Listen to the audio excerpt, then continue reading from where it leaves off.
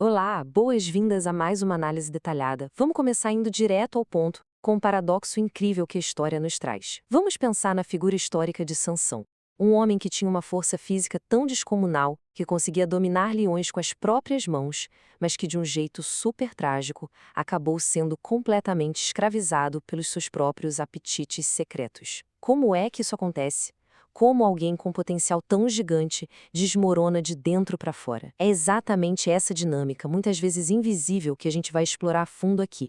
Por isso, a nossa exploração de hoje se aprofunda no tema escolhas perigosas, a anatomia de uma queda espiritual. Vamos investigar teologicamente como um compromisso moral começa a desandar e, o mais importante de tudo, como a mente e a alma podem se proteger. E olha, não estamos falando só de uma história antiga, não. É uma verdadeira dissecação de como escolhas que parecem super inofensivas acabam moldando a trajetória de uma vida inteira. E o nosso roteiro para destrinchar isso vai passar por 5 passos fundamentais. Primeiro, entender que a queda começa em segredo. Segundo, que dons não substituem o caráter. Terceiro, a gravidade do pecado. Quarto, o perigo das concessões. E, para fechar, a verdadeira santificação. Então, vamos ao nosso primeiro passo. A queda começa em segredo, e essa é a grande ilusão do pecado gerenciável.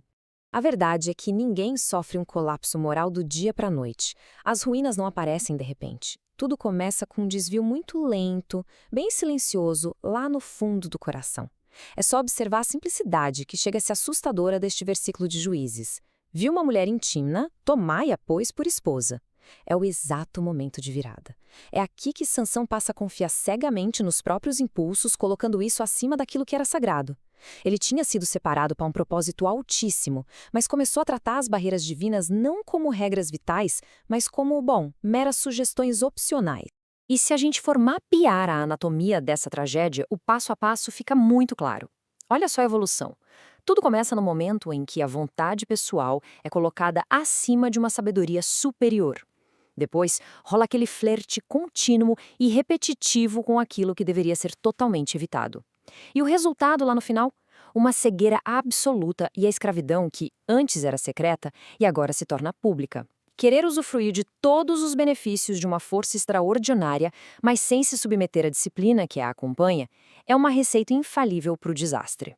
O que nos leva diretamente para o nosso segundo ponto. Dons não substituem o caráter. É o grande perigo do talento sem uma âncora. É fundamental entender que dons sozinhos simplesmente não sustentam ninguém. Existe uma desconexão fatal que pode rolar entre o talento exterior e a real formação interior de alguém. Pensa bem, de um lado a gente tem força extraordinária, carisma, influência, tudo isso impressiona demais. Mas do outro lado, o que realmente segura as pontas é o caráter e a santidade. Manter a separação do erro, estar submissa à palavra e ter um coração protegido. O material-fonte deixa muito nítido que é super possível ser um gigante de talento, ter um sucesso visível absurdo e ainda assim estar marchando direto para o abismo. Por quê? Porque falta a âncora invisível do caráter. E ancorando isso na teologia sistemática, temos um alerta bem duro da Confissão de Fé de Westminster. Ninguém está imune, nem mesmo as pessoas mais dedicadas. A queda acontece através das tentações e principalmente da negligência. Se as práticas de disciplina interior são deixadas de lado, a corrupção ganha espaço e o próprio espírito endurece. A queda definitivamente não olha o currículo de ninguém, ela se aproveita das brechas. Entramos agora no nosso terceiro passo, a gravidade do pecado. O que acontece quando o próprio conhecimento acaba condenando? Por que será que as falhas de pessoas que possuem um conhecimento profundo sobre a verdade carregam um peso tão maior? Os dados explicam que esse erro ganha proporções em 3 dimensões. Primeiro, é mais grave porque a pessoa sabia o caminho certo e ainda assim escolheu o lado oposto. Segundo, é mais hipócrita porque exige toda uma construção de fachada, um verniz público de perfeição para esconder o segredo. E terceiro, é incrivelmente mais danoso. Quando a verdade finalmente explode, ela estilhaça e fere uma comunidade gigante ao redor.